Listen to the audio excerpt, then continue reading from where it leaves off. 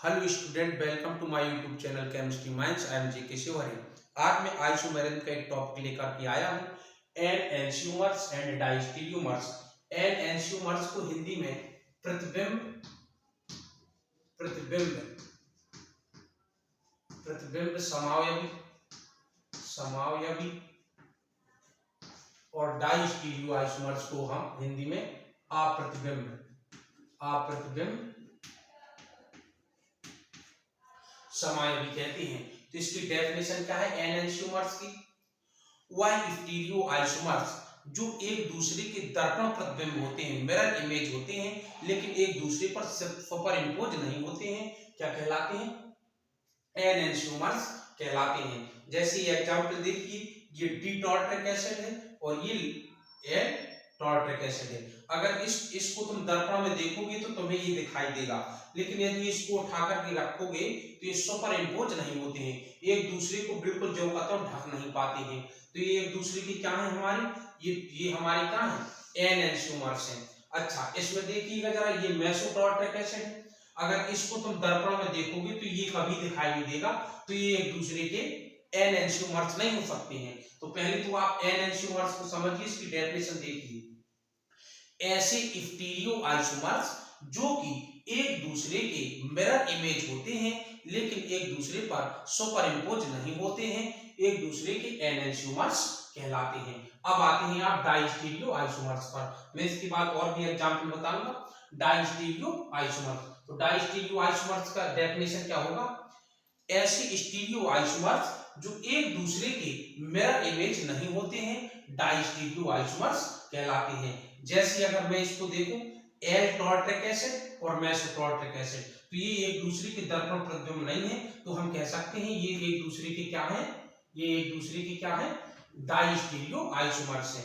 अच्छा, अब diastereo isomers की और क्या पहचान होती है? सबसे बड़ी पहचान इसकी ये होती है, जो ये कायरल एटम है, ये कायरल एटम होते हैं, तो एक अथवा एक से अधिक कायरल एटम का विन्यास अवश्य भिन्न होता है, तभी ये डायस्टीरियो आइसोमर्स बनते हैं, अदरवाइज डायस्टीरियो आइसोमर्स नहीं बन पाते हैं।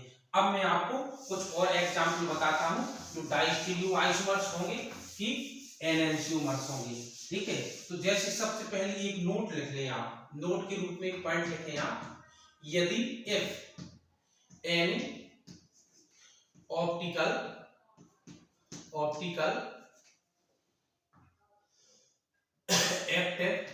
active molecules have only one chiral atom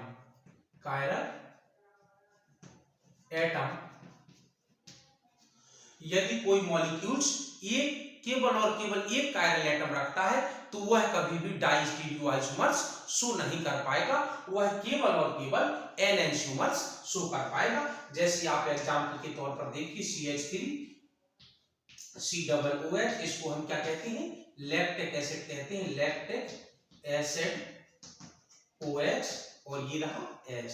अगर इस पर तुम मिरर लगाओगे तो इसकी इमेज इस टाइप की तो दिखाई देगी, CH3 COOH। मिरर में सदैव ऊपर वाला ऊपर दिखाई देता, नीचे वाला नीचे दिखाई देता, दाएं और बाएं ओर की बदलते हैं। तो मिरर इमेज अगर देखोगे इसकी, तो ये कैसे दिखाई देगा? इस टाइप से। तो ये एक दूसरे के मिरर इमेज है, और अगर इसको रखोगे तो यह एक दूसरे पर सुपर इम्पोज नहीं हो पाएंगे, एक दूसरे को ढक नहीं पाएंगे, तो ये क्या कहलाएंगे? एन एंशियोमर्स है। तो ये नोट के रूप में रखना, यदि किसी मॉलिक्यूल्स में केवल और केवल एक ही कायरल एटम है, तो वह 100% निश्चित ही एन एंशियोमर्स को शो करेगा। ठीक है ना? अच्छा, अब जब दो होंगे तो देखें जरा, जब दो अथवा दो से ज्यादा कायरल एटम है तो देखें जरा। अब मैं आपको ये 4 एग्जाम्पल दिए हैं मैंने, और इनसे मैं रिलेशन पूछता हूं आपको, ये इनमें क्या रिलेशन होगा। ठीक है ना?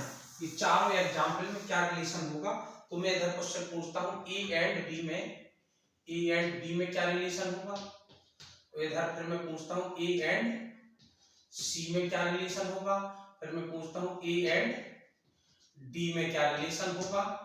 ठीक है ना? और फिर मैं बात करता हूं और आगे बी एंड सी में क्या रिलेशन होगा, सी बी एंड डी में क्या रिलेशन होगा, और बी सी एंड डी में क्या रिलेशन होगा। अब ये बात पूछते हैं हम। तो देखो इसमें अगर तुम आईपीसी नियम जानते हो तो कार्बन की गिनती तो इधर से करोगे ना, 1 2 3 4, ये 5 ये 6, ठीक है ना। तो ऐसे इधर से करोगे 1 2 3 4 5 6, ऐसे ऊपर से गिनती आएगी कि नहीं आएगी। तो अब बताओ ये पहला कायरल एटम है कि नहीं है, ये पहला है, ये दूसरा है, ये तीसरा है, ये पहला है, ये दूसरा है, ये तीसरा है, ये पहला है, ये दूसरा है, ये तीसरा है, ये पहला है, ये दूसरा है, तीसरा है। तो ये तय हो गया कि प्रत्येक में 3-3 कायरल एटम है, प्रत्येक के मॉलिक्यूलर फार्मूला मॉलिक्यूलर वेट समान है, तो ये एक दूसरे की आइसोमर्स है। अब हमें देखना क्या है, तो देखो इधर पहले कायरल एटम का विन्यास देखें, इधर देखो चेंज हुआ क्या, नहीं हुआ। दूसरी कायरल एटम का, एक कायरल एटम का विन्यास चेंज हो गया, तीसरे का नहीं चेंज हुआ। तो क्या एक भी कायरल एटम का विन्यास चेंज हुआ, हाँ होगा। अगर एक भी कायरल एटम का विन्यास चेंज है तो ये क्या होंगे, एक दूसरे के क्या होंगे, बताइए, एक दूसरे के डाइस्टीरियो आइसोमर्स हैं। और ऐसे डाइस्टीरियो आइसोमर्स जिनमें केवल और केवल एक कायरल एटम का विन्यास भिन्न होता है तो वो कहलाते हैं एक दूसरे के एपीमर्स। तो A and B are epimers होंगे, क्या होंगी, एपीमर्स, एक दूसरे के एपीमर्स होंगे। अब देखो ए और सी में देखें तो देखो पहले कायरल एटम का विन्यास भिन्न हो गया, दूसरे का देखें, दूसरे का नहीं है भिन्न, तीसरे का देखें, तीसरे का नहीं है भिन्न। अगर एक ही कायरल एटम का विन्यास भिन्न, एक भी कायरल एटम का विन्यास भिन्न है तो वो डाइस्टीरियो आइसोमर्स तो हो ही गया है। वो अगर केवल और केवल एक ही का भिन्न है तो फिर ऐसा डाइस्टीरियो आइसोमर्स क्या कहलाता है बेटा, एपीमर्स कहलाता है। अब देखें तो ये इस नाते ए और सी एपीमर्स तो बने, लेकिन यदि पहले ही कायरल एटम का विन्यास भिन्न है तो वो एपीमर्स कहलाते हैं एनोमर्स। फिर से समझो, एक बार फिर से बताता हूं, एनोमर्स अगर एक अथवा एक से ज्यादा कायरल एटम का विन्यास भिन्न है तो ऐसी संरचनाएं बन जाती हैं डाइस्टीरियो आइसोमर्स, ठीक है ना।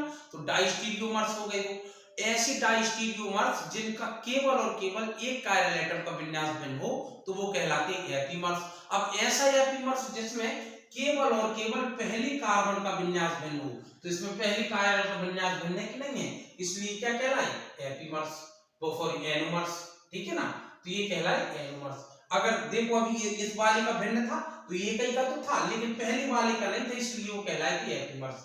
ऐसे एपीमर्स जिसमें पहले कायरल एटम का विन्यास भिन्न हो वो कहलाते हैं एनोमर्स। अब देखो ए एंड सी डी में आए तो ये है ए तुम्हारा और डी कहाँ है, ये डी है। तो देखो पहले कायरल एटम का विन्यास भिन्न है, दूसरे वाले का भी भिन्न है, तीसरे वाले का भी भिन्न है। जब सभी का भिन्न होगा तो ये निश्चित ही एक दूसरे के मिरर इमेज हो सकते हैं, इसलिए यह एक दूसरे के क्या कहलाएंगे, एन एंसियोमर, ये कहलाएंगे एन एंसियोमर,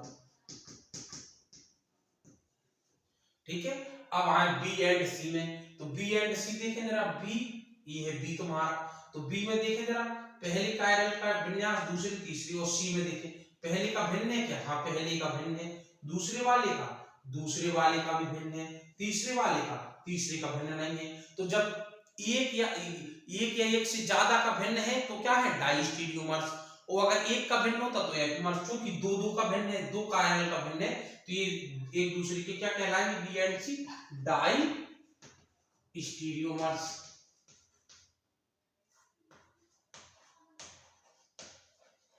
ये डाइस्टीरियोमर्स कहलाए। अब देखो बी एंड डी,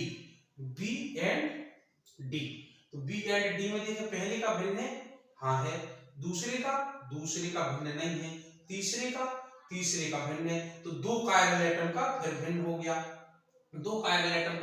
गया, तो ये फिर डाइस्टीरियो आइसोमर्स कहलाए, डाइस्टीरियो आइसोमर्स। अच्छा अब आया तुम्हारा सी एंड डी, तो सी देखें पहले का भिन्न है क्या, हाँ पहले का भिन्न है, दूसरे का भी पहले का भिन्न नहीं है, दूसरे का भिन्न है, तीसरे तीसरे का भिन्न नहीं है, केवल एक ही का भिन्न है, तो ये कहलाएंगे एपीमर्स। तो ये आपका इस वीडियो में एनेंशियोमर्स पता चल गया। एनएम में जल्दी से कोई रिवीजन करवाता हूं।